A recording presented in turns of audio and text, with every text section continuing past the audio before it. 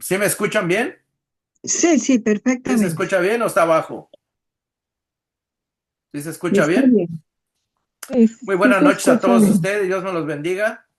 Me da mucho gusto verlos, saludarlos, saber de que ustedes están listos para estudiar la palabra de Dios. Qué bueno. Me da mucho gusto que ustedes siempre estén con el entusiasmo de aprender, de entender la palabra, ¿verdad?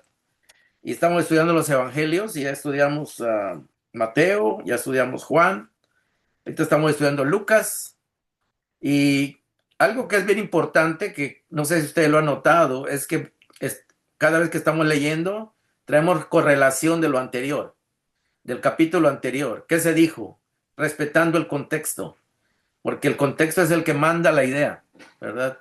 Nosotros no podemos nomás agarrar un versículo aislado y tratar de entender qué dice si no entendemos el contexto, ¿verdad? Y es el problema que muchos pues tienen, ¿verdad? De que no les enseñaron a leer o estudiar la Biblia en contexto. Entonces agarran un versículo y piensan de que eso es todo lo que tienen que leer y no se puede entender bien el texto, la idea, sino uno trae toda completa la idea, ¿verdad? Acordémonos que la semana pasada estudiamos la parábola del sembrador. Y antes de eso, Jesús fue invitado por un fariseo a su casa, ¿verdad? Y ahí, pues, el fariseo lo trató despectivamente porque no le ofreció las cosas que cortésmente se les ofrece a los invitados. Y ahí lo trató de una manera bastante despectiva a Cristo, ¿verdad? Y él, pues, no aprovechó la bendición que tenía en su casa, de haber Cristo accedido a ir hasta su casa. ¿Se acuerdan que una vez Jesús fue a casa de un recaudador de impuestos que se llamó Saqueo? Y ahí pues Saqueo estaba bien alegre de que fuera a su casa, era un privilegio, ¿verdad? Pero no, todo lo contrario, lo invitó para humillarlo. Sin embargo, vemos que Jesús le dio una lección y Jesús aprovechó la oportunidad para perdonar a una mujer que había llegado ahí furtivamente, o sea, sin estar invitada, y se metió a la reunión y llorando, pues sabemos la historia, ¿verdad? Y de ahí Jesús contó la parábola del sembrador, donde las personas que reciben a Cristo eh, y lo aprecian, ¿verdad?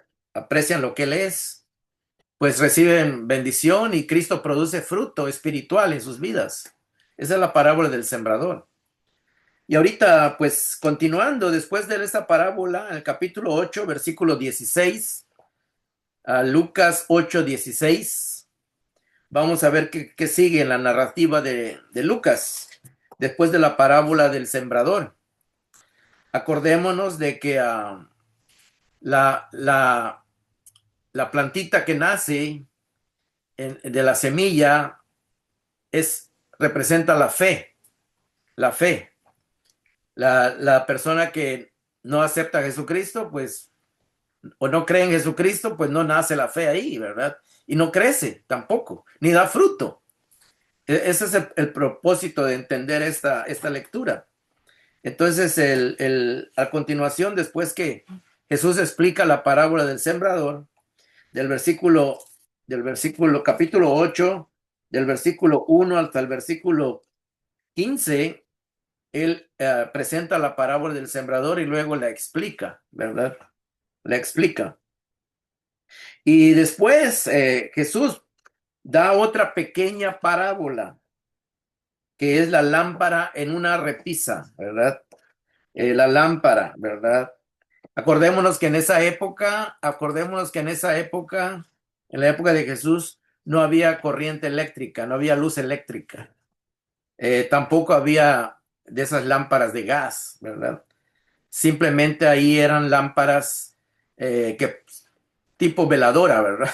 Tipo así, una lamparita con una lucecita, ¿verdad? que salía ahí una pequeña llamita, ¿verdad? Así como nosotros conocemos ahora las velas, las veladoras. Esa era la luz que se usaba en esas épocas, ¿verdad? Sin embargo, esa pequeña luz alumbraba. Entonces vamos a continuar en el capítulo 8 de Lucas, versículo 16. Damos la bienvenida a nuestra hermana Vicky también. Vamos a ver qué dice del versículo 16 al versículo 18. Vamos a ver esta narrativa que está aquí en este Evangelio de Lucas, capítulo 8, ¿verdad? Y dice así, dice Jesús, nadie enciende una lámpara para después cubrirla con una vasija o con un cajón, dice en otra versión, o ponerla debajo de la cama. Bueno, esto que está diciendo Jesús está usando la lógica, lo que es lógico, lo que es razonable, ¿verdad? Dicen, usted cuando prende una lámpara, una luz, no la tapa con algo para que la luz sea, pues de nada sirve que usted tape la luz y la luz no va a alumbrar, no va a ser clara el área, ¿verdad? Donde está. Y dice, tampoco usted, dice, prende una lamparita, una lucecita, y más si es tenue, ¿verdad? Como la de una vela, de una veladora, que es las lamparitas que ellos usaban, era una pequeña llamita nada más, para ponerla debajo de la cama. No tiene sentido, dice. Es una ridiculez que usted prenda una luz y la ponga debajo de la cama. ¿Cómo va a ver usted así? No lo está usando, no está aprovechando la luz. Eso es lo que está queriendo decir Jesús. No está aprovechando los beneficios de la luz. Si usted no la sabe usar o usted la tapa, usted mismo le quita sus efectos, lo que puede hacer la luz, si usted misma la esconde, pues de nada sirve, dice. Si no, dice, para ponerla en una repisa. O sea, en la pared a veces hay pequeñas lugares que se ponen en la pared para que la luz quede en alto. Acordémonos que en esa época no había lo que tenemos hoy, la luz eléctrica, ni los beneficios que tenemos en la luz eléctrica ahora, que se ponen muchas lámparas en el techo, ¿verdad? En lo más alto de la casa para que alumbre todo. Así que en esos tiempos no había eso, pero el propósito es el mismo. El propósito es de que nosotros, si vamos a prender una luz, es para aprovecharla y que podamos y que nos ayude a ver. De nada sirve que usted prenda una luz y luego la tape. Usted no va a ver, o sea, no va a aprovechar los beneficios de la luz. Entonces, y por eso dice Jesús, dice, se ponen alto en una repisa a fin de que los que entran o entren a la casa, pues puedan tener claridad y puedan caminar y no tropezarse y puedan hacer sus actividades. En otras palabras, Jesús está usando el sentido común para decir de que uno debe de aprovechar la luz. Así como se aprovecha la luz, se debe de aprovechar la presencia de Jesús en las vidas. Se debe aprovechar la palabra de Dios. Y el que no la aprovecha, porque la puede tener. Muchas personas pueden tener la Biblia en su casa, pueden tener estudios bíblicos en su casa, pero pueden oír la palabra de Dios, pero si no la ponen en práctica, no sirvió absolutamente de nada. Fue una pérdida de tiempo. Fue una pérdida de tiempo. Entonces, por eso dice aquí el versículo, lo que está diciendo Jesús, ¿verdad? Y Jesús está hablando, está explicando lo mismo que explicó en la parábola del sembrador, pero de otra manera, con otra ilustración. De nada sirve que caiga la semilla en una tierra dura porque no va a poder entrar. Se pierde la semilla. Si usted prende una lámpara, en aquella época eran de aceite, las lámparas. Y si usted prende una lámpara y la esconde debajo de la cama, es un desperdicio del aceite. Se va a quemar en vano. ¿Verdad? Es lo que está queriendo decir. ¿Verdad? Y luego dice, y luego dice el verso 17, que cuando la luz está en la repisa, cuando la luz está en alto, el provecho que nos da la luz, dice el verso 17, no hay nada escondido que no llegue a descubrirse. ¿Por qué? Porque si la luz está prendida, pues usted va a poder ver todo lo que está antes en la oscuridad, no se veía. Estaba escondido porque estaba a oscuras. Pero ya la luz encendida, usted ya puede ver. Dice, por eso cuando usted enciende la luz de su casa, usted tiene luz eléctrica, ¿verdad? Usted prende la luz de su casa, pues lo que estaba escondido, o sea, lo que no se veía por la oscuridad, ahora se ve. Es lo que está queriendo decir Jesús. No hay nada escondido que no llegue a descubrirse, dice. Ni nada oculto que no llegue a conocerse públicamente, o sea, para todos. Pero también aquí, hermanos, Jesús está dando a entender algo, ¿verdad? Jesús está hablando de las personas que, que aunque tienen la luz o han recibido la luz y la luz les muestra lo que tienen que hacer en sus vidas, no lo hacen, no lo hacen. Sí, hermanos, la luz se aprovecha para descubrir lo que no se alcanza a ver por la oscuridad. Jesús está como la luz, exponiendo lo que hay dentro del interior del ser humano. Cuando Jesús da sus parábolas, enseña, da sus enseñanzas, y aun cuando hace sus milagros, Él está mostrando algo. Él está queriendo enseñar algo, ¿verdad? Pero la gente, aún teniendo a veces a Jesús ahí, no logra creerle, no logra dar fruto en su fe, no logra conectarse con Dios, en otras palabras. Por eso dice que el ser humano, hermanos, el ser humano, la luz de la palabra de Dios, hermanos, que es Cristo Jesús, cuando está presente, ¿verdad? O llega a la vida de las personas, les descubre sus faltas, les descubre sus pecados, les descubre lo que necesitan hacer para corregir sus vidas. Pero muchos lo oyen, les llegó la luz, pero no hacen nada, ¿verdad? No hacen nada. Es una pérdida de tiempo, es una pérdida de esfuerzo, ¿verdad? Y cuando Jesús habla también de que la luz descubre todo, ¿verdad? La palabra de Dios, Jesús mismo, su carácter, el mismo carácter de Cristo, que es perfecto, dice que descubre las intenciones y los pensamientos, ya sean buenos o malos. Si una persona tiene buenos sentimientos y tiene buenas actitudes, tarde o temprano van a salir a relucir. Y si una persona tiene malos pensamientos, malas actitudes, también tarde o temprano van a salir, ¿verdad? La misma luz de Dios se va a descubrir. Tal vez usted, le voy a poner un ejemplo, tal vez usted era una persona que antes tenía odio en su corazón y usted ni cuenta se daba que usted tenía odio en su corazón. Pero cuando empezó a descubrir el amor de Dios, se dio cuenta de que usted tenía odio en su corazón, ¿verdad? Y si usted buscó que ese odio ya no esté ahí, o procuró que ese odio saliera de su vida, que usted dejara de ser una persona odiosa, ¿verdad? O que odia, ¿verdad? Entonces la luz le sirvió de provecho. Pero si usted siguió con lo mismo, de nada sirvió, que es como que la luz estuviera escondida debajo de un lugar y no le alumbró, ¿verdad? No le alumbró.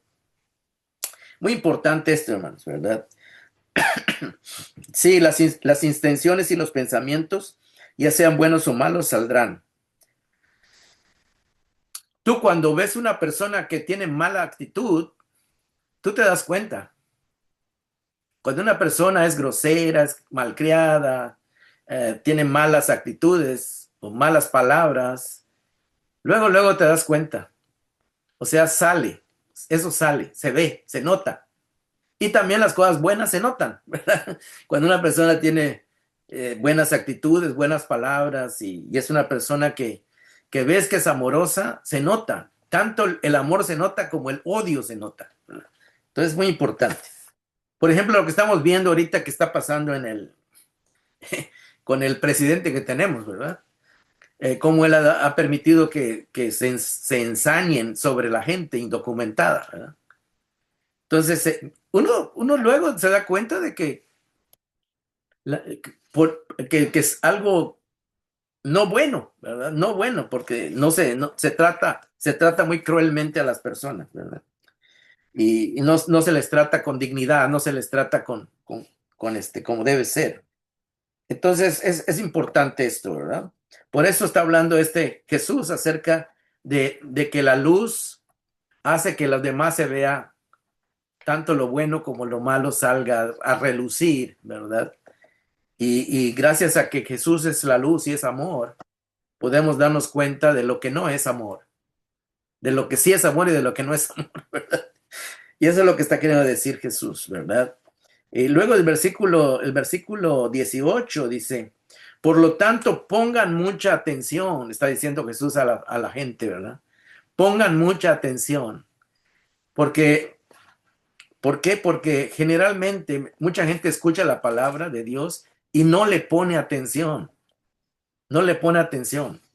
Lo oye como, estuvo bonito el sermón y qué bonita lo que el hermano dijo, ¿verdad? Pero salieron y no pasó nada, ni pasará, ¿verdad?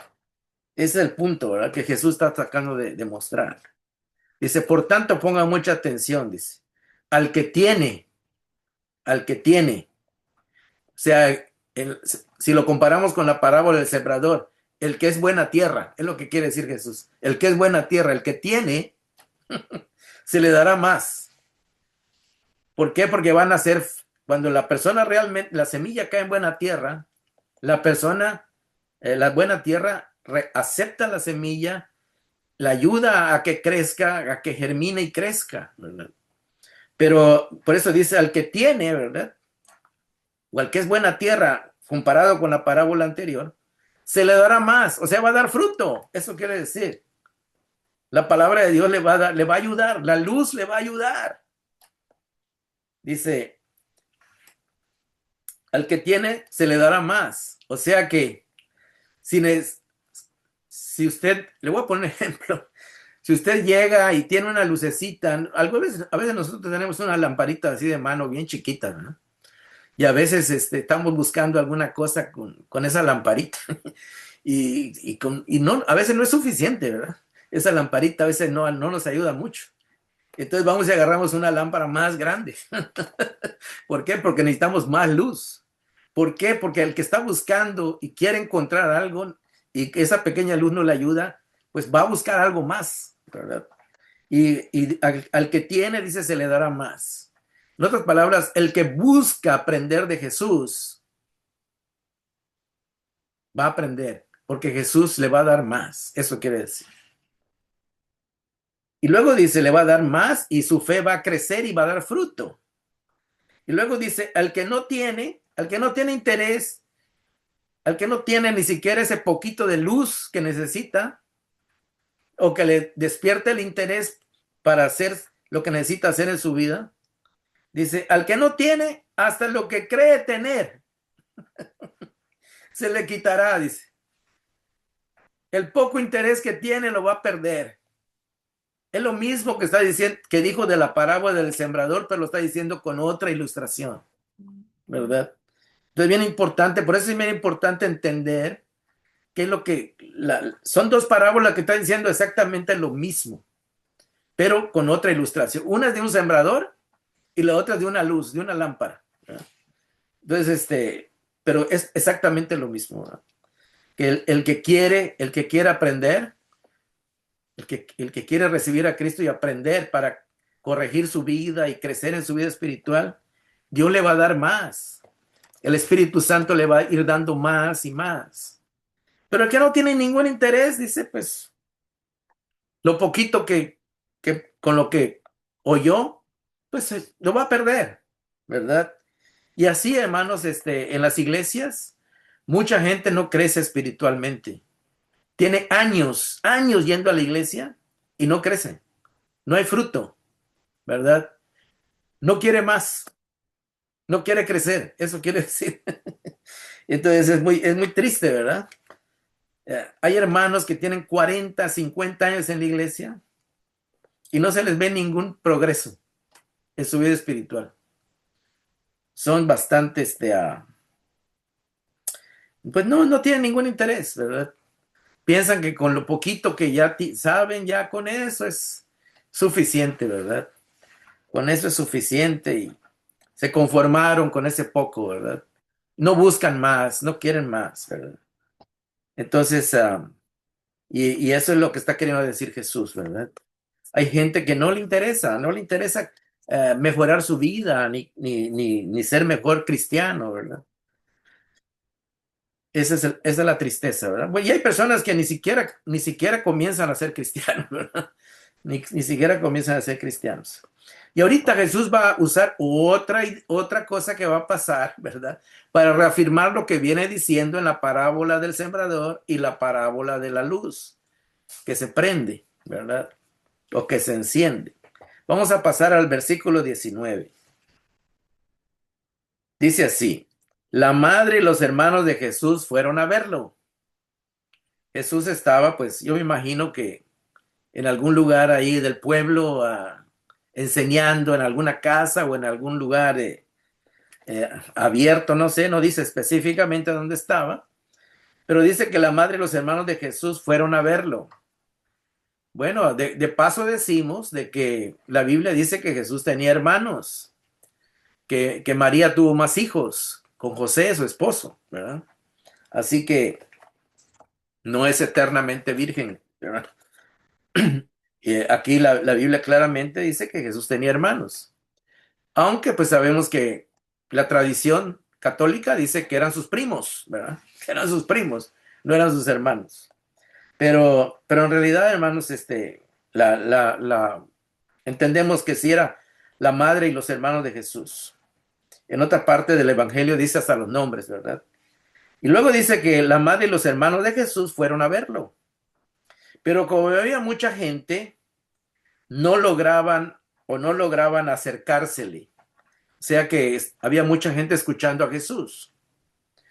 Y Jesús va a utilizar algo que va a pasar aquí para dar a entender algo muy importante. Dice así, dice, tu madre y tus hermanos están afuera, a lo mejor estaba dentro de una casa, y quieren verte. Le avisaron a Jesús que lo andaba buscando su mamá y sus hermanos. Pero él les contestó, fíjense lo que le contestó Jesús.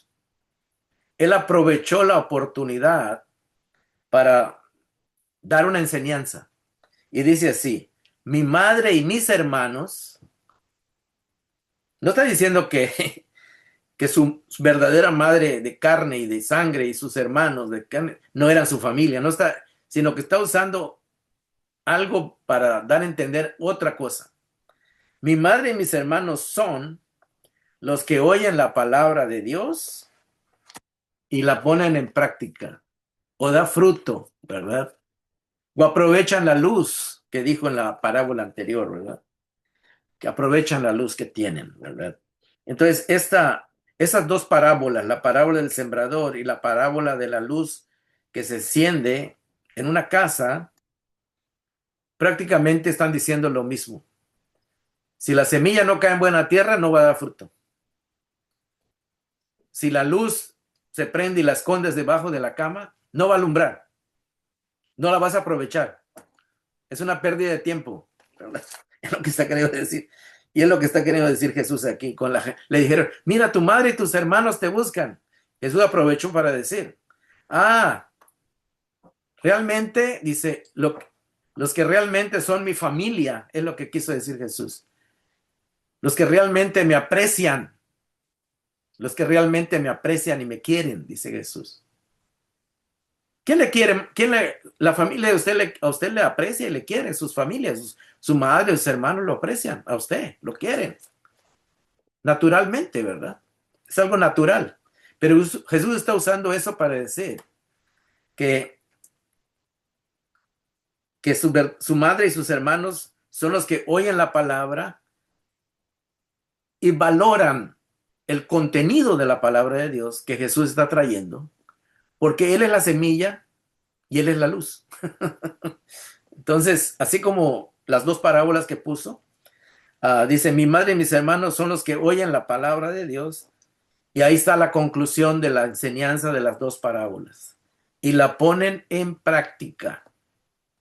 Entonces, eso es bien importante, hermanos. El hombre sabio, el hombre sabio no es el que sabe mucho, tiene mucho conocimiento, sino el que pone en práctica aún lo poco que sabe, ¿verdad? Entonces, es muy importante eso. Si no, estamos perdiendo el tiempo, ¿verdad? Estamos perdiendo el tiempo. No estamos aprovechando ni la semilla ni la luz, ¿verdad? Entonces, esas son las enseñanzas con que concluye esta parte del capítulo 8.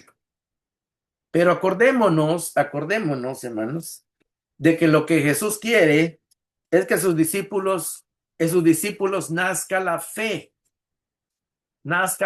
y aprovechen la luz que tienen enfrente. Ese es el propósito de Jesús. Y en versículo 22 vamos a ver qué es lo que sigue, ¿verdad? ¿Qué es lo que sigue? Porque es muy importante, ¿verdad?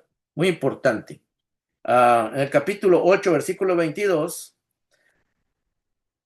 Jesús deja de enseñar a la gente, ya les habló de la parábola del sembrador, ya les habló de la parábola de la luz en la repisa, en la casa, ¿verdad?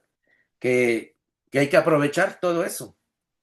Y entonces ahorita Jesús va a ir se va a ir en el lago, se va a ir en el lago y van a cruzar el lago, van a cruzar el lago. Acuérdense que en el lago que estaba, el lago que cruzaron, pues ahí ellos acostumbraban a pescar y conocían bastante el lago, ¿verdad? Los discípulos. Entonces dice, un día subió Jesús con sus discípulos a una barca y dijo Jesús, crucemos al, al otro lado del lago, les dijo. O sea que Jesús tenía el propósito de que fueran al pueblo que estaba al otro lado del lago. Así que partieron, dice. Y mientras navegaban, él se durmió. Jesús quería descansar y se acostó y se durmió. Aquí vemos parte de su humanidad, ¿verdad? Como él, como cualquier ser humano, se cansaba. Entonces se desató una tormenta sobre el lago, de modo que la barca comenzó a inundarse y corría en gran peligro. O sea que inundarse quiere decir que empezó a entrar el agua de las olas, estaban altas y empezó a entrar a la barca. Imagínense. Y Jesús estaba durmiendo, ¿verdad? Yo imagino que algo del agua le habrá tocado a Jesús, ¿verdad? Pero él seguía descansando. Él no quería que la tormenta le interrumpiera su descanso. Él estaba tranquilo, ¿verdad? Yo imagino que él sabía que esta tormenta no iba a ser tan peligrosa, ¿verdad? Porque él mismo se hubiese levantado. Pero Jesús parece que a propósito está dejando que sus discípulos empiecen a descubrir quién es Él, para que puedan crecer en fe, puedan desarrollar fe, ¿verdad? Y ahorita vamos a ver, hermano, dice el verso 23, y mientras navegaban, Él se durmió, entonces se desató una tormenta sobre el lago, de modo que la barca comenzó a inundarse y corrían gran peligro. Y luego dice el verso 24, los discípulos fueron a despertarlo. Bueno, entonces parece que Jesús no se había despertado, pero parece que estaba dormido, ¿verdad? Parece que la tormenta no lo había despertado. Y le dijeron, maestro, maestro, nos vamos a ahogar, gritaron. Un momento de desesperanza, ¿cómo se dice? Sí, de susto, ¿verdad? Que estaban en un momento de pánico, podríamos decir. Él se levantó y reprendió al viento y a las olas. La tormenta se apaciguó y todo quedó tranquilo. O sea que Jesús volvió a traer la calma. O sea que la tormenta le hizo caso a Jesús. Algo que ningún hombre puede hacer. ningún hombre común puede hacer. Usted no le puede decir, el día que hay un huracán aquí en la playa, y usted no puede ir y decirle a la huracán que se calme, ¿verdad? Ninguno de nosotros tiene ese poder. Sin embargo, Jesús le está demostrando a sus discípulos su poder para que ellos empiecen a desarrollar fe. Y aquí es donde Jesús les hace la pregunta en el versículo 25. ¿Dónde está la fe de ustedes? Les dijo. En otras palabras, hasta ahorita la semilla no ha nacido, ¿verdad? La semilla de la fe. Ustedes, como quien dice, ustedes no son buena tierra. ¿Por qué? Porque no ha nacido la fe en ustedes. Como quien dice, la luz que yo soy, ustedes como que no la han visto, como que no les ha ayudado mucho. Entonces, aquí lo que está Jesús exponiendo, hermanos, exponiendo precisamente porque Él es la luz, está exponiendo que sus discípulos no tienen fe. Ya salió a relucir. Lo que estaba escondido salió. La falta de fe. ¿Verdad?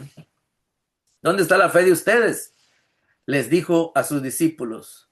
Y luego dice el versículo, con temor y asombro, ellos se decían unos a otros. No le contestaron a Jesús,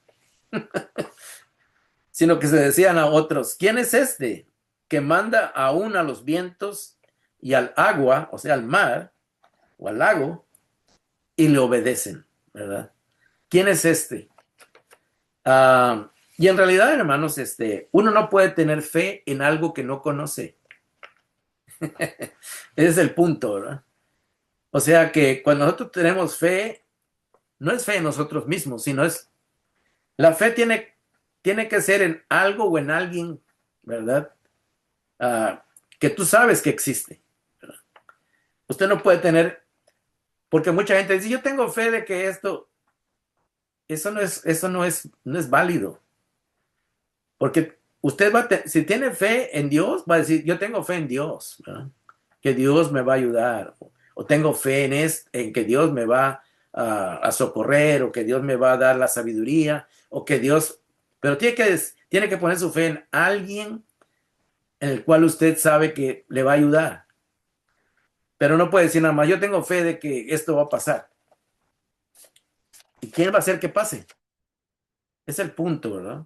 Que para tener fe usted tiene que saber en quién está poniendo usted su fe, quién es el objeto o quién es la persona en la cual usted va a confiar o va a poner su fe. Y hasta ahorita, cuando Jesús le dice, ¿dónde está la fe de ustedes? ¿O por qué no tienen fe? Le está diciendo, ustedes no saben ni siquiera quién soy yo, porque no confían en mí. El día que descubran quién soy yo, entonces van a empezar a confiar en mí. Entonces ese es el punto, ¿verdad? El punto que está tratando de decir. Entonces estamos viendo, hermanos, que aquí Jesús aprovecha la tormenta, ¿verdad? Para mostrarles a sus discípulos que no tenían fe porque realmente no sabían quién era. Por eso está la pregunta que ellos hacen. ¿Quién es este? Dice. Pues no es ¿cómo es que tiene este poder? Ellos están descubriendo que Jesús tiene poder para calmar la tormenta, ¿verdad? Entonces, están en el proceso de conocer a Jesús para que más adelante, ya puedan confiar en él, ¿verdad? Y esto es muy importante, hermanos, porque mientras la persona no conozca a Jesús, no puede creer en él. Mientras la persona no sepa qué es lo que hizo Jesús por él o por ella, pues no va a creer en lo que él hizo, ¿verdad?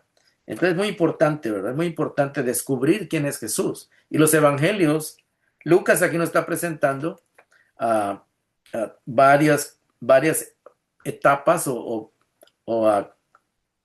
podríamos decirle? Varias formas de varios aspectos, perdón, de que quién es Jesús, ¿verdad? Y aquí los discípulos están diciendo, ¿quién es? ¿Quién es este? Bueno, sabían que se llamaba Jesús, pero apenas estaban descubriendo sus poderes, estaban descubriendo la capacidad que tenía Jesús de hacer de hacer todos estos portentos, ¿verdad? Claro que nosotros hemos puesto nuestra fe en Jesús porque a través de la Biblia nos narra quién es Jesús, nos descubre, nos da luz quién es Jesús y podemos aprovechar esa luz, ¿verdad? Ese es el punto, ¿verdad? Que hasta aquí ellos todavía están en un proceso de, no tienen fe porque no conocen a Jesús, precisamente ellos mismos se sorprenden. Vamos a pasar a lo que sigue, ¿verdad? En el capítulo 8, versículo 26, Lucas va a mostrar otra escena, otra fase de Jesús, ¿verdad? Ya vimos que calmó el agua, el mar, la tormenta.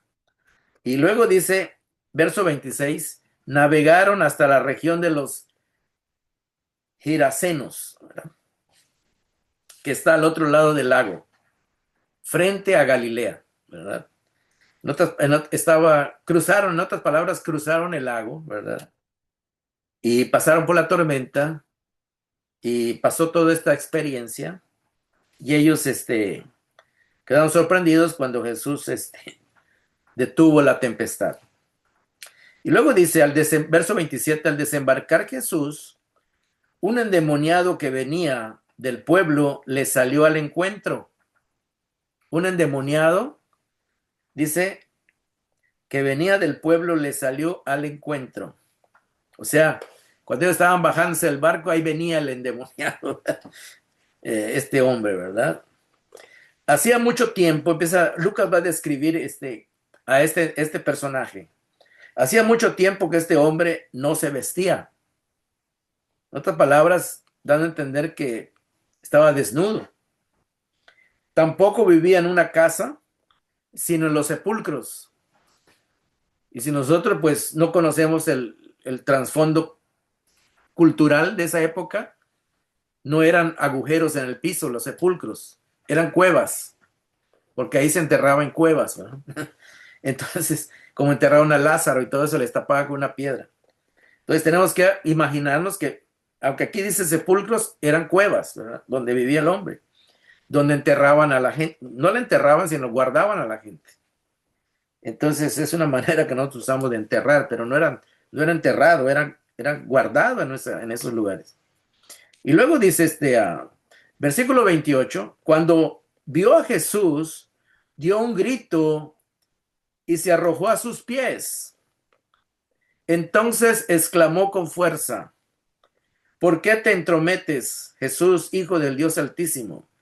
Te ruego que no me atormentes. Aquí lo que este hombre endemoniado está diciendo es que Lucas está diciendo que este endemoniado sí sabía quién era Jesús, mientras que sus discípulos que estaban en la barca no sabían quién era Jesús. Fíjense la contrariedad. O sea que, dando a entender, hermanos, de que en el mundo espiritual, los espíritus sí saben quién es Jesús, tanto los buenos como los malos, ¿no? Sí saben quién es Jesús. Precisamente por esto, Lucas está poniendo esto, ¿verdad?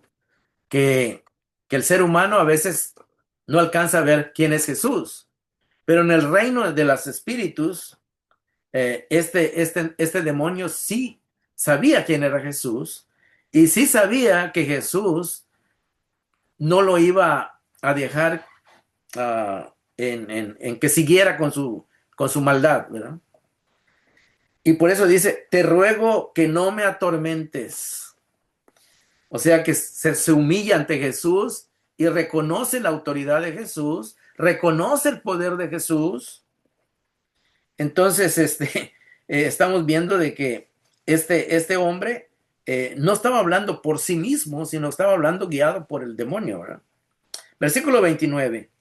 Es que Jesús le había ordenado al espíritu maligno, no al hombre, al espíritu maligno, que saliera del hombre, ¿verdad? O sea que el espíritu maligno le contestó a Jesús, no es el hombre mismo. Se había apoderado de él muchas veces, o sea que este espíritu maligno dice que se había apoderado de este hombre muchas veces, y aunque le sujetaban los pies y las manos con cadenas y lo mantenían bajo custodia, rompían las cadenas y el demonio lo arrastraba a lugares solitarios. En otras palabras, que este demonio lo que hacía era hacer que este hombre se aislara de la gente, se fuera ahí donde estaban los sepulcros. Este hombre estaba siendo controlado por este espíritu, alejado de la gente, alejado de su familia. Dice que ya no vivía en su casa, ¿verdad? Y luego Jesús le dice, ¿cómo te llamas? Aquí vamos a ver que Jesús empieza a tener un control sobre él, sobre el espíritu. O sea que Jesús tiene la autoridad. Cuando le dice, ¿cómo te llamas? Le está pidiendo cuentas, ¿verdad? Preguntó Jesús y el hombre dijo, Legión, Legión. Entonces, y la palabra legión, hermanos, se refiere esta palabra legión se refiere a un grupo de soldados. En el ejército habían grupos de soldados, ¿verdad? Y se dice que una legión a veces podía tener 2000, habían legiones que tenían 3000 y habían legiones que tenían hasta 4000 soldados. Entonces, cuando dice legión, se está refiriendo a un término que usaban los militares, ¿verdad? Y la legión era un grupo grande de soldados que dominaba y peleaba y dominaba al otro ejército, ¿verdad? Entonces, cuando dice aquí, legión respondió, ya que habían entrado en él muchos demonios. En otras palabras, no era un solo demonio, ¿verdad? Eran varios, ¿verdad? Y luego dice el verso 31, y estos, o sea que aquí lo que parece, primero dice que era un espíritu maligno, pero en realidad no era un espíritu maligno, eran muchos. Dice. Y dice, y estos, dice, le suplicaban a Jesús que no los mandara al abismo. El abismo es un lugar donde la Biblia dice que Dios encierra a los demonios, ¿verdad? Para que no hagan daño, mientras llega su destrucción final. Verso 32. Como había una manada grande de cerdos paciendo en la colina, le rogaron a Jesús que los dejara entrar en ellos. Aquí estamos viendo cómo la palabra rogar se repite. Rogar es suplicar. O sea, están reconociendo que Jesús tiene la autoridad. Pero todo esto está pasando en contraste porque los discípulos no sabían quién era Jesús. No se habían dado cuenta quién era Jesús. Pero los demonios sí se dan cuenta, ¿verdad? Es lo que Lucas quiere poner en contraste, ¿verdad? Que en el mundo espiritual los demonios sí saben quién es Jesús. Y muchos hermanos de la iglesia todavía no lo han descubierto. Esa es la ironía, ¿verdad? La ironía, ¿verdad? Y lo tienen en poco, ¿verdad? Como que Jesús no, sí, pues, si quiero le hago caso y si quiero no, y si quiero pongo en práctica su enseñanza. O sea, no le dan el reconocimiento que Jesús se merece, ¿verdad? Pero estos demonios sí estaban aterrados porque sabían de que Jesús tenía la autoridad para destruirlos o mandarlos a una prisión espiritual que en la Biblia se le conoce como el abismo, ¿verdad? El caso, hermanos, es de que dice que ellos pidieron permiso para no ser destruidos o no ser encarcelados o aprisionados. Y cuando los demonios salieron del hombre, entraron en los cerdos, dice, porque había una manada de cerdos ahí, ¿verdad? Y la manada se precipitó al lago porque había ahí la orilla donde estaba el lago, había una montaña y estaba alta la montaña junto al mar. Y la manada se precipitó al lago por el despeñadero y se ahogó. Y se ahogó la manada, ¿verdad? O sea, los cerdos se murieron, se ahogaron, ¿verdad? Y dice el verso 34, o sea que los cerdos ahí, también los espíritus, parece que ahí terminó su mal, ¿verdad? La maldad que estaban haciendo. Verso 34. Al ver lo sucedido, los que cuidaban los cerdos huyeron y dieron la noticia en el pueblo y por los campos. Y la gente salió a ver lo que había pasado. Llegaron, dice, a donde estaba Jesús y lo encontraron, dice. sentado a sus pies al hombre de quien habían salido los demonios. Cuando lo vieron vestido y en su sano juicio, tuvieron miedo, dice. O sea que le- creo que no le tenían tanto miedo cuando estaba endemoniado. Ahora que estaba tranquilo, parece que le tuvieron miedo, ¿verdad? No sabían qué hacer. Verso 36. Los que habían presenciado estas cosas le contaron a la gente cómo el endemoniado había sido sanado o liberado. Entonces, toda la gente de la región de los Gerasenos le pidió a Jesús que se fuera de ahí. Fíjese, Señor, ah, mejor vete, le dijeron. Fíjese cómo es que la gente no aprovecha la presencia de Jesús. Eso es lo que causa la sorpresa, ¿verdad? La sorpresa. Jesús había liberado a un hombre, lo había dejado libre de los demonios, y le piden que se vaya a Jesús. Es la ironía, ¿verdad? En lugar que la gente le dice, por favor, no te vayas, quédate a nosotros y si hay otro endemoniado aquí para que lo liberes o ayúdanos.